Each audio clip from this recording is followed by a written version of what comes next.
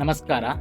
Lathe ಕ್ಯಾರೇಜ್ನ cross slide ಮತ್ತು hand slide ಅನ್ನು ಕಿತ್ತಾಕುವುದು, ಕೂಲಂಕುಷವಾಗಿ ಪರಿಶೀಲಿಸುವುದು ಮತ್ತು ಜೋಡಿಸುವ ಸೆಷನ್ಗೆ ಸ್ವಾಗತ. ಈ ಸೆಷನ್ನ ಉದ್ದೇಶವನ್ನು ನೋಡೋಣ.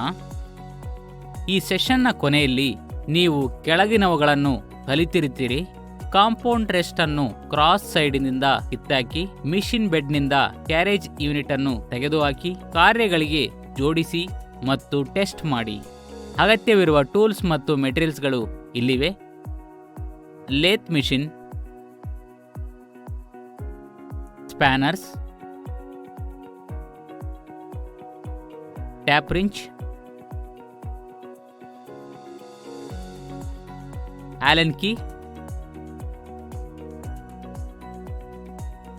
Kerosene, banian cloth,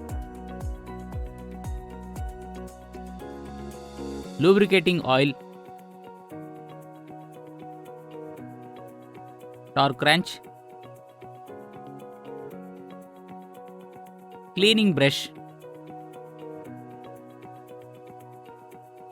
safety goggles,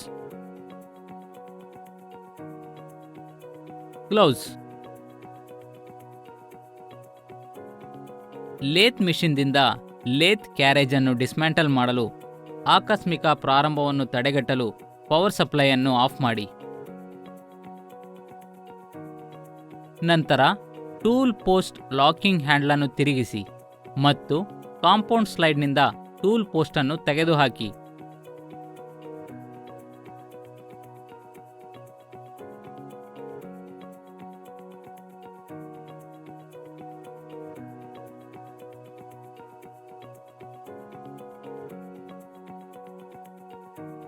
feed ಸ್ಕ್ರೀವ್ handle ಅನ್ನು ತೆಗೆದುಹಾಕುವ ಮೊದಲು ಅಬ್ಸ್ಟ್ರಾಕ್ಷನ್ ಅಥವಾ ಡಿಬ್ರೀಸ್ಗಳಿಗೆ ಹ್ಯಾಂಡಲ್ ಮತ್ತು ಅದರ ಸುತ್ತಮುತ್ತಲಿನ ಪ್ರದೇಶಗಳನ್ನು ಪರೀಕ್ಷಿಸಿ.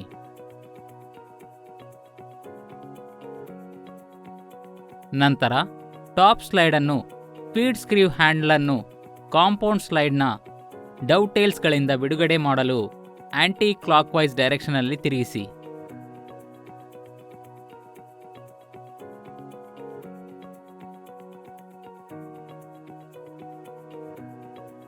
ಈಗ ಟಾಪ್ ಸೈಡ್ ಡೌಟೇಲ್ದಿಂದ ಜಿಬ್ ಅನ್ನು ಹೊರತೆಗೆಯಿರಿ.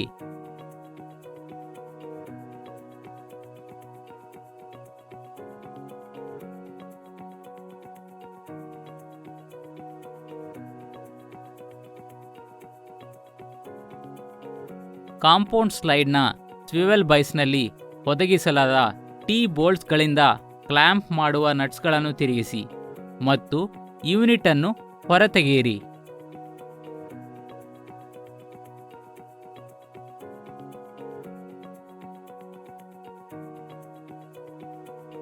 ಕಾಂಪೌಂಡ್ ಸ್ಲೈಡ್ನ ಗ್ರಾಜ್ಯುವೇಟೆಡ್ ಕಾಲರ್ ಅನ್ನು ತೆಗೆದುಹಾಕಲು ಟ್ಯಾಪರ್ ಪಿನ್ ಅನ್ನು ತೆಗೆದುಹಾಕಿ.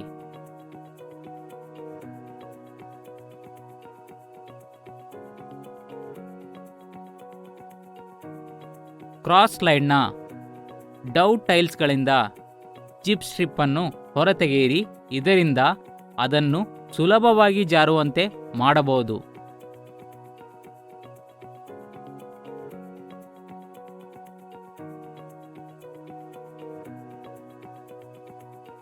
ಟ್ಯಾಪರ್ ಪಿನ್ ಅನ್ನು ತೆಗೆದುಹಾಕಿದ ನಂತರ ಡ್ಯಾಮೇಜ್ ಅಥವಾ ಡಿಫಾರ್ಮೇಷನ್ ಯಾವುದೇ ಸೈನ್ಗಾಗಿ ಪರೀಕ್ಷಿಸಿ.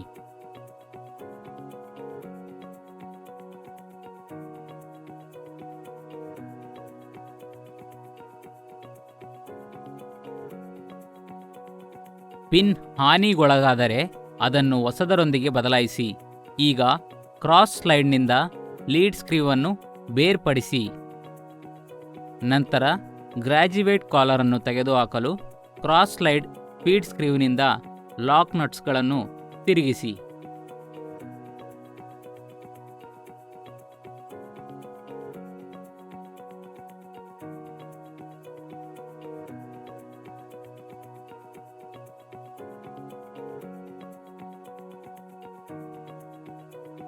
ಈಗ ಸೆಡಲ್ ಕ್ಲ್ಯಾಂಪ್ ಅನ್ನು ಅನ್ಸ್ಕ್ರೀವ್ ಮಾಡಿ ಮತ್ತು ತೆಗೆದುಹಾಕಿ.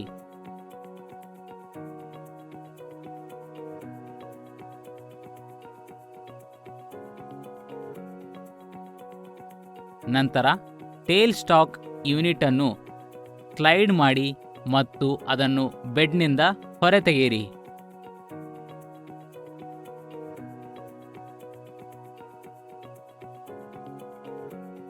ಹಾಗೆ ಸೆಡಲ್ ಯೂನಿಟ್ ಅನ್ನು ಮಿಷಿನ್ ಬೆಡ್ದಿಂದ ಹೊರತೆಗೆಯಲು ಬಲ ತುದಿಯಲ್ಲಿ ಸ್ಲೈಡ್ ಮಾಡಿ.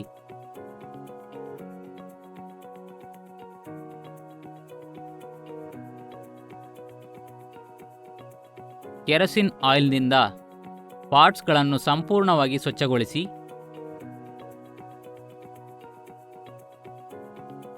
ನಂತರ ಅವುಗಳನ್ನು ಬನಿಯನ್ ಕ್ಲಾತ್ನಿಂದ ಒರೆಸಿ ಮತ್ತು ಪಾರ್ಟ್ಸ್ಗಳನ್ನು ಟ್ರೇನಲ್ಲಿ ಇರಿಸಿ. ಈಗ ಡ್ಯಾಮೇಜ್ ಮತ್ತು ವೇರ್ ಆದ ಕಾಂಪೊನೆಂಟ್ಸ್ಗಳನ್ನು ದೃಷ್ಟಿಗೋಚರವಾಗಿ ಪರೀಕ್ಷಿಸಿ.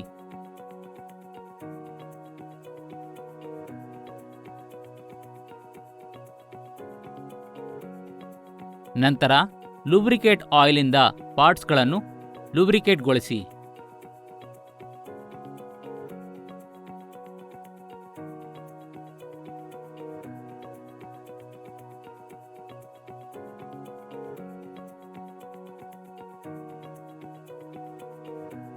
ಎಲ್ಲ ಪಾರ್ಟ್ಸ್ಗಳನ್ನು ಲೂಬ್ರಿಕೇಟ್ಗೊಳಿಸಿದ ನಂತರ ಸೆಡಲ್ ಅನ್ನು ಲೇತ್ ಬೆಡ್ ಮೇಲೆ ಇಳಿಸುವ ಮೂಲಕ ಸೆಡಲ್ ಅನ್ನು ಪುನಃ ಜೋಡಿಸಿ.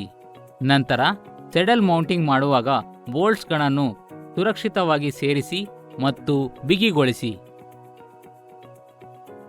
ನಂತರ ಲೇತ್ ಬೆಡ್ಗಾಗಿ ಟೇಲ್ ಸ್ಟಾಕ್ ಯೂನಿಟ್ ಅನ್ನು ಸೇರಿಸಿ ಮತ್ತು ಬಿಗಿಗೊಳಿಸಿ.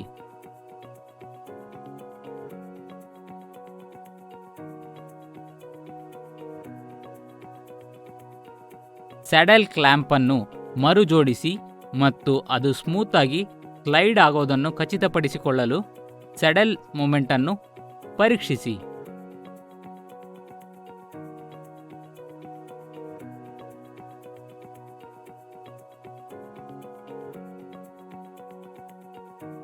ನಂತರ ಜಿಪ್ ಸ್ಟ್ರಿಪ್ ಅನ್ನು ಇನ್ಸ್ಟಾಲ್ ಮಾಡಿ ಮತ್ತು ಕ್ಯಾರೇಜ್ ಅನ್ನು ಮೂವ್ಮೆಂಟ್ ಅನ್ನು ಪರೀಕ್ಷಿಸಿ. ಅದು ಸಲೀಸಾಗಿ ಸ್ಲೈಡ್ಸ್ ಆಗೋದನ್ನು ಖಚಿತಪಡಿಸಿಕೊಳ್ಳಿ.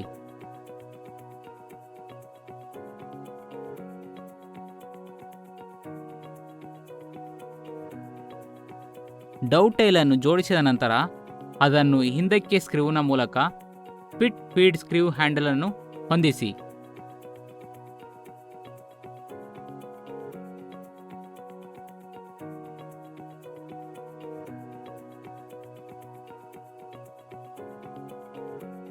ಎಲ್ಲ ಹ್ಯಾಂಡಲ್ಸ್ಗಳನ್ನು ಸುರಕ್ಷಿತವಾಗಿ ಬಿಗಿಗೊಳಿಸಲಾಗಿದೆ ಎಂದು ಖಚಿತಪಡಿಸಿಕೊಳ್ಳಿ, ಆದರೆ ಹೆಚ್ಚು ಟೈಟ್ನಿಂಗ್ ಆಗೋದನ್ನು ತಪ್ಪಿಸಿ.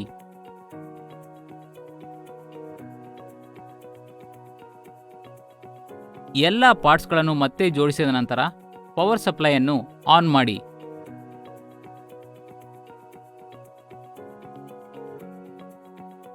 ಅಂತಿಮವಾಗಿ ಲೇತ್ ಕ್ಯಾರೇಜ್ ಕಾರ್ಯವನ್ನು ಪರಿಶೀಲಿಸಿ.